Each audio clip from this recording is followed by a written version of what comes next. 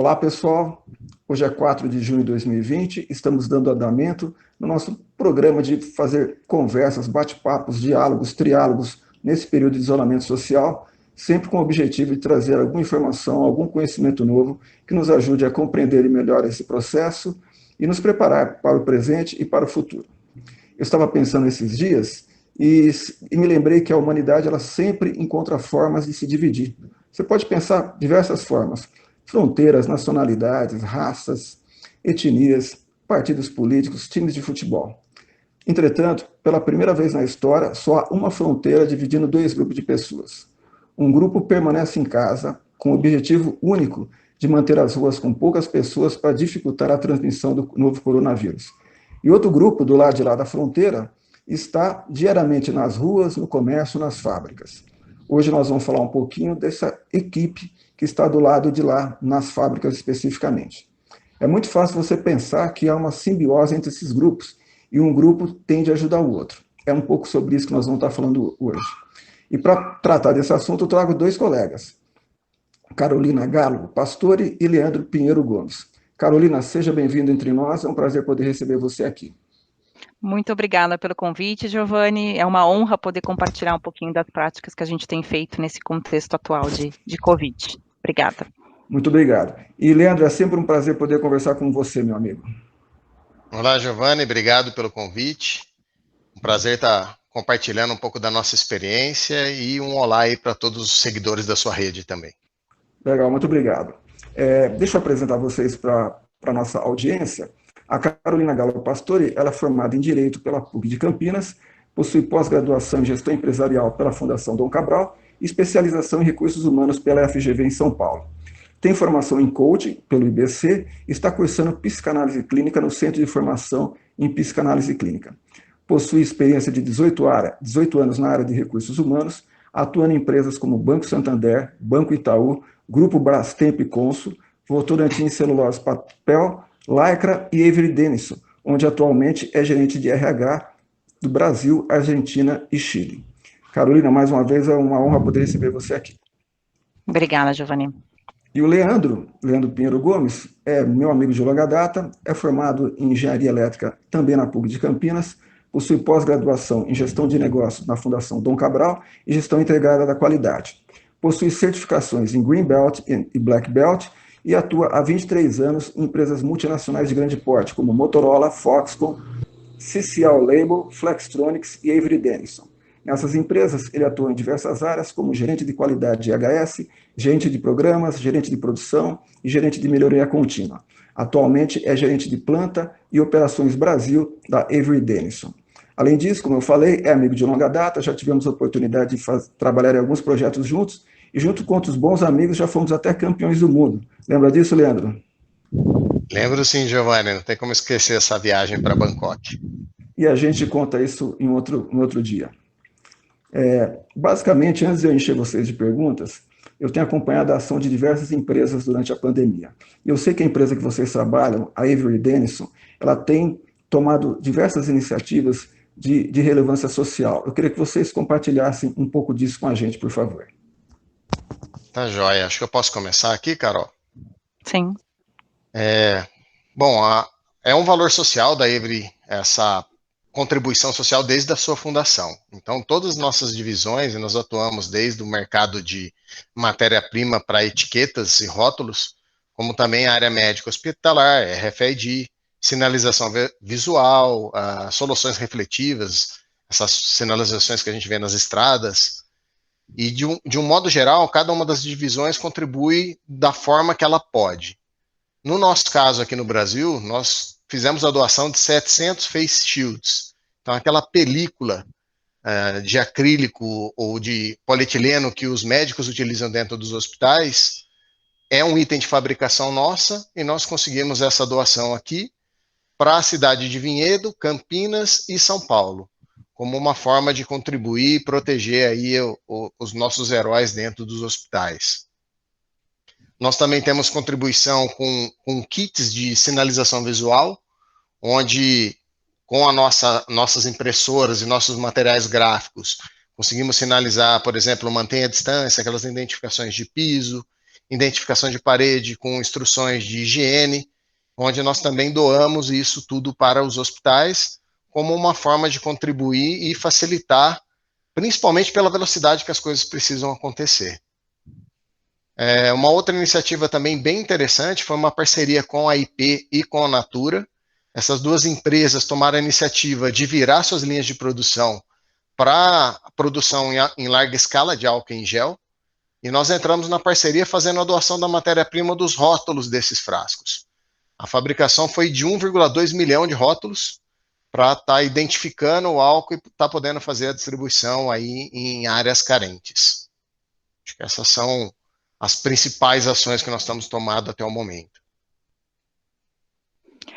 A gente também tem um envolvimento dos nossos colaboradores, então, como o Leandro comentou, é um valor dos nossos 8 valores, o valor de diversidade e suporte à comunidade é um valor da companhia globalmente, e a gente também envolve os nossos colaboradores para isso, para algumas instituições que a gente tem ao redor que nos pedem ajuda. Então, a gente já ofereceu cestas básicas, a gente tem uma campanha de fraldas geriátricas, então a gente também envolve os nossos colaboradores, porque a gente entende que, inclusive, fazendo isso é uma forma de engajamento e de maior produtividade deles em relação à empresa. Então, a gente também tem feito isso todos os meses.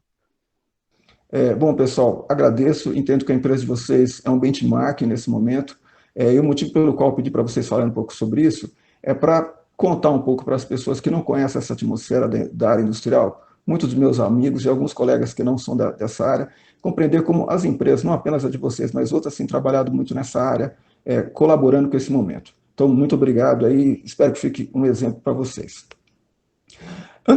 A Carolina não sabe, tá? Mas esse bate-papo nosso, ele, na verdade, já começou há uns 2 meses atrás. Eu estava dando aula remota, daí a instituição que eu dou aula, ela resolveu parar por algumas semanas para a gente se organizar melhor, atender melhor os alunos, organizar melhor os professores, e para eu não perder o contato com meus alunos, que são alunos do primeiro ano, eu comecei a fazer esses bate-papos pela internet. E o primeiro triálogo que eu fiz foi, curiosamente, com uma pessoa de RH como a Carolina e uma pessoa da área de business como o Leandro. E a minha intenção junto com eles era que eles trouxessem uma ideia, uma visão de gente muito experiente para nos preparar um pouco para o futuro. E num dos comentários do vídeo, não foi um comentário do Leandro, ele deu uma cutucada que eu achei muito, muito interessante. Ele falou algo do tipo assim: Giovanni, eu acho que você está preocupado um pouco adiante. A preocupação não é para depois da pandemia. A preocupação ela é emergencial, ela é urgente, é uma preocupação de sobrevivência. Ele ainda falou a questão da sobrevivência nesse mundo VUCA. Para quem não conhece esse termo VUCA, VUCA é uma sigla, como a gente falava quando era criança, ou um acrônimo, como se fala hoje em dia, que remete a 4 palavras na língua inglesa que dão uma certa dimensão do como é o nosso contemporâneo. Esse termo ele já existia antes da pandemia. A pandemia só tornou a coisa mais VUCA. E a ideia de VUCA é que a primeira letra traz a ideia de volatilidade. Volatilidade significa que as coisas mudam de forma.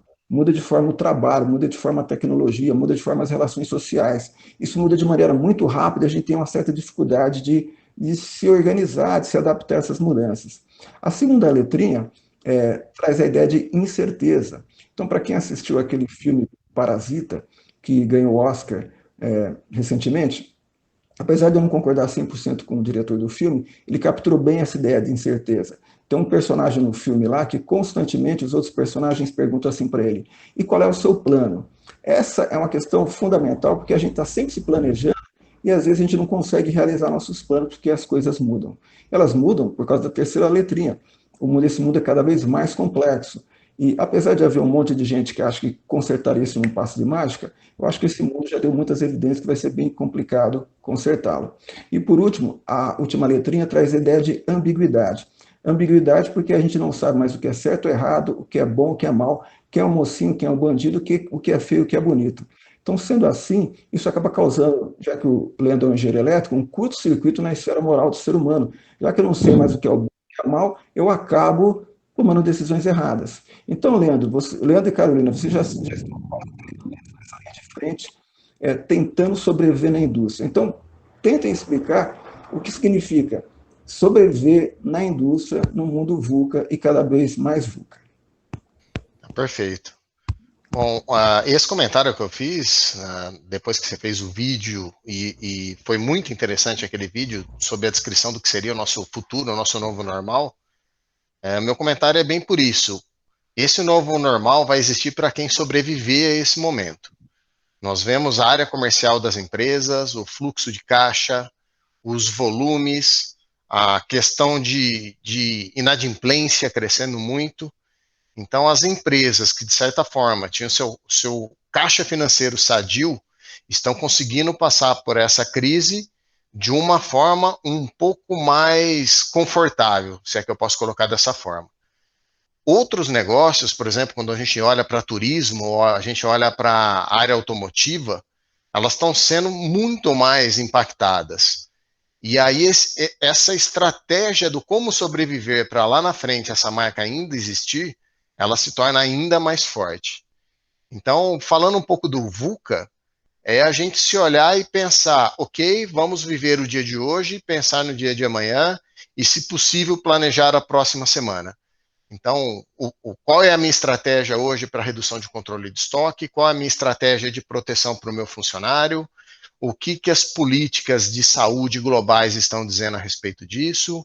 Vamos implementar, por exemplo, o uso do álcool em gel, que nós acreditávamos que ia ser o máximo de mudança que nós teremos dentro do nosso processo.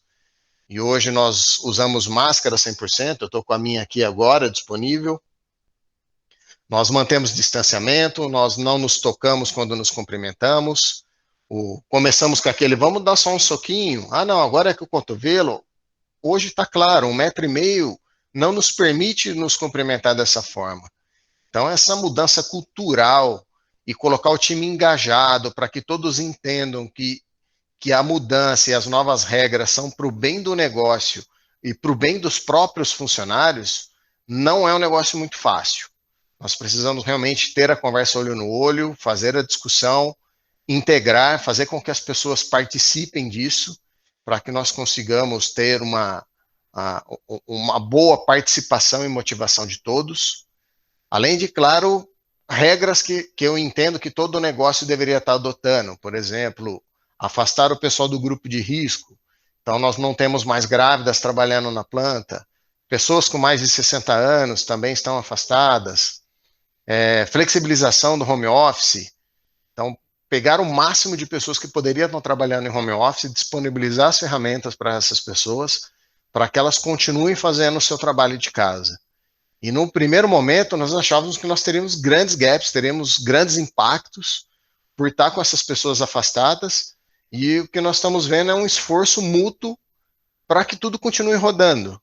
Então, quem está dentro da manufatura, participando da área produtiva, cuidando das máquinas, atendendo um cliente presencialmente aqui, atendendo via telefone, nós estamos mantendo.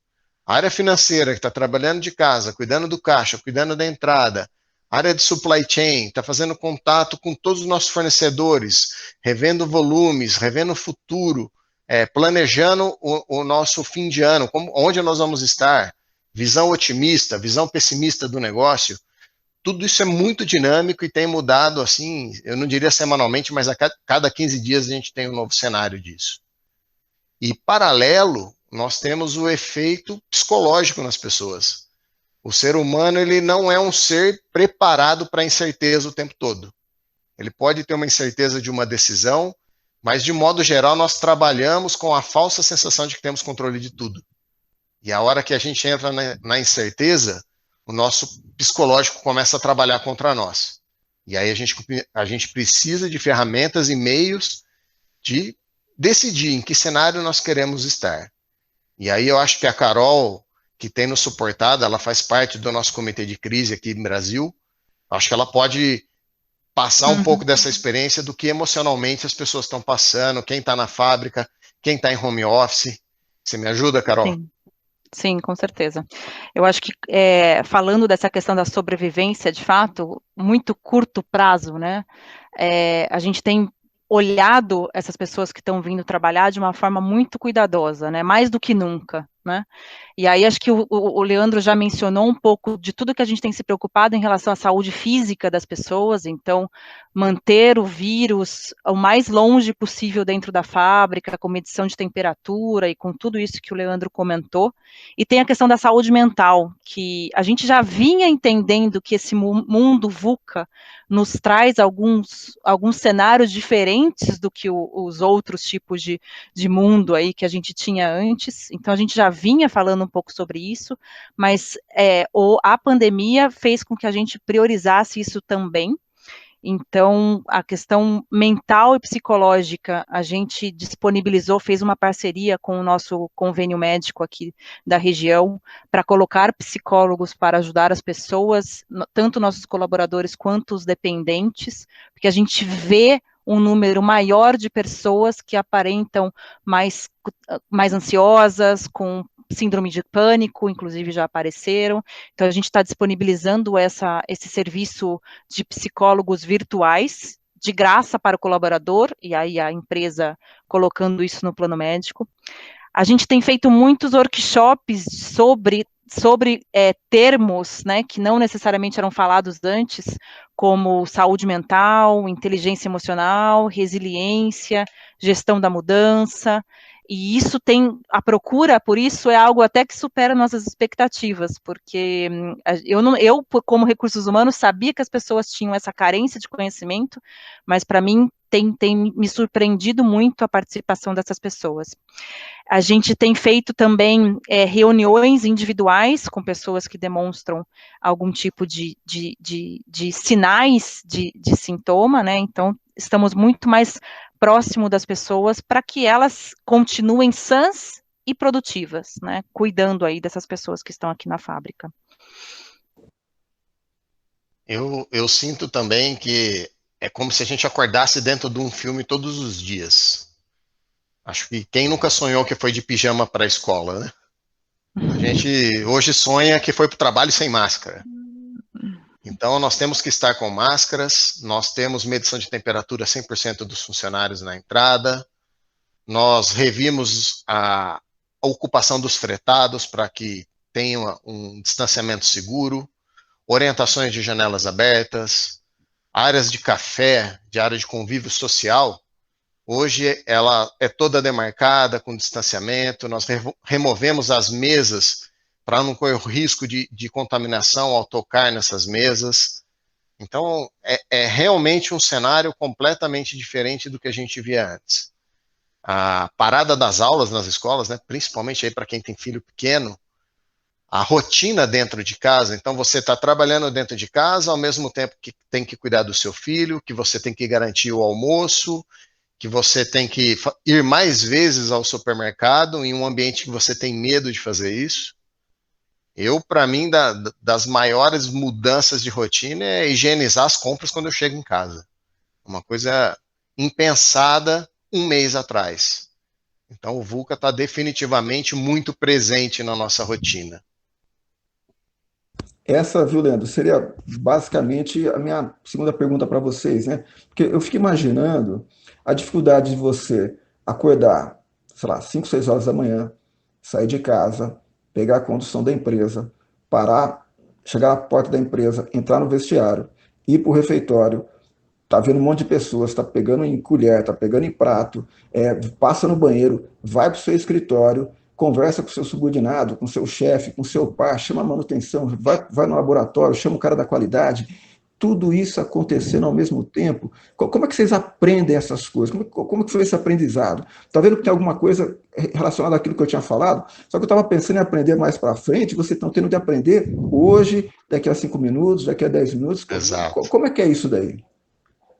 Veja, Giovanni, se nós pegássemos tudo que foi feito até agora para fazer em uma única onda, eu diria que a gente teria falhado. O que nós temos feito é errar rápido, corrigir e implementar. Então, começamos com uma orientação de distanciamento, uma forma de comprimento diferente. A cada nova onda e a cada aumento dos números da pandemia que nós íamos vivenciando, essa conexão corporativa e global que nós tivemos a oportunidade de discutir com plantas que estavam na Ásia, com plantas que estavam na Europa, que sentiram essa chegada da onda antes da gente, e algumas práticas adotadas lá puderam vir para nós como benchmarking, foram fundamentais para a gente estar trabalhando e estar conseguindo até hoje não ter nenhum caso de transmissão aqui dentro do Brasil. E a nossa preocupação, na realidade, não é que não tenha um funcionário que possa vir se contaminar, porque as pessoas estão fora da fábrica também. Mas o nosso principal desafio é não haver a contaminação dentro da planta. Então, se uma pessoa adquire o vírus numa situação fora do negócio e vem para o negócio, nós temos que conseguir identificar isso e prevenir que não contamine outras pessoas. Então, as mudanças foram muito grandes, só que elas foram gradativas, elas foram em doses homeopáticas. Elas foram feitas na base da comunicação com todos os funcionários. Então, a implementação, por exemplo, da medida de temperatura em 100% dos funcionários, num primeiro momento, as pessoas se assustaram. Mas por que está medindo a minha temperatura? Mas o que está acontecendo? Então, tem todo um trabalho de conscientização em explicar para quem está aqui na fábrica que as pessoas que foram colocadas em home office não são privilegiadas e protegidas. É o contrário. É a estratégia de redução de circulação de pessoas presentes na planta. Quanto menos pessoas entram na planta, menor a probabilidade de um vírus estar vindo para dentro da planta. E aí as pessoas começaram a entender isso. A venda da proposta de valor. Então, nós estamos numa cadeia de fornecimento essencial. Nosso material está presente no alimento, ele está presente no medicamento. Então, se nós não tivermos rótulos, nós não podemos comercializar produtos, nós não teremos medicamento. Então, quando coloca isso na cabeça da operação, de uma pessoa, de um engenheiro, de um pessoal de controle de qualidade, ele vem para cá com propósito. Não é simplesmente acordar e ir no automático para o trabalho. Ele vem para cá pensando, eu estou agregando valor para a sociedade. Eu estou vindo para cá para proteger minha família, para impedir que eu tenha uma falta de alimento e gere uma invasão, uma briga das pessoas por alimento, que seria uma coisa absurda de ver acontecer. E a gente estava discutindo, sai um pouco do tema de pandemia, mas o que está acontecendo em relação às manifestações contra o racismo nos Estados Unidos, no meio desse ambiente de pandemia, não dá para ter um mundo mais VUCA do que esse. Eu acho que tudo isso se mistura a esse psicológico já abalado, a essa intolerância das pessoas já trancadas em casa, e aí elas veem uma coisa absurda e desperta essa indignação tão grande dentro delas. Eu acho que tudo isso se soma. E reconheço muito aqui as pessoas que estão vindo todo dia, assim como as pessoas que estão em home office agora. Ô Carolina, como é que a Avery aprende? Por exemplo, você atua em 3 países diferentes, Brasil, Argentina e Chile. Como é que vocês compartilham as melhores práticas? O que o Chile passa para o Brasil passa para a Argentina, que devolve para o Brasil, que passa para o Chile? Como é que a empresa aprende, pelo menos nessa escala que está próximo de vocês? Sim, especificamente nesse contexto, Giovanni, a gente tem os comitês de crises, e você tem uma hierarquia dos comitês de crises, né? Então, você tem um comitê de crise que faz parte do board, que tem o CEO, inclusive, você tem um comitê de crise global, você tem um comitê de crise regional e o comitê de crise nacional, né? A gente tem uma reunião de meia hora todos os dias, e aí a ideia disso é exatamente de trocar boas práticas. Então, e aí tem sido uma experiência, inclusive, bem gratificante, porque a troca tem sido muito efetiva, e aí erros, um pouco do que o Leandro falou, a agilidade de errar e acertar com essa troca de experiência tem nos ajudado demais. E aí eu te digo que também que uma das coisas que mais ajuda é você ter um time multifuncional. Então, você tem operações, o Leandro, o engenheiro, eu como recursos humanos, a área de EHS, você tem comunicação interna para nos ajudar com tudo isso. Então, um time que, para mim, uma das coisas mais necessárias no mundo VUCA é você ter essa multidisciplinariedade, né? Você utilizar a diversidade das competências e das habilidades das pessoas para que a agilidade seja colocada em prática. Então, isso tanto dos comitês, a gente aprende muito junto, e tem aprendido, inclusive, em espanhol, né, porque as nossas reuniões regionais são em espanhol, então, tanto eu quanto o Leandro aprendemos muito rápido, em 2, 3 meses a gente já está falando muito melhor, então começa por aí. O portunhol está voando.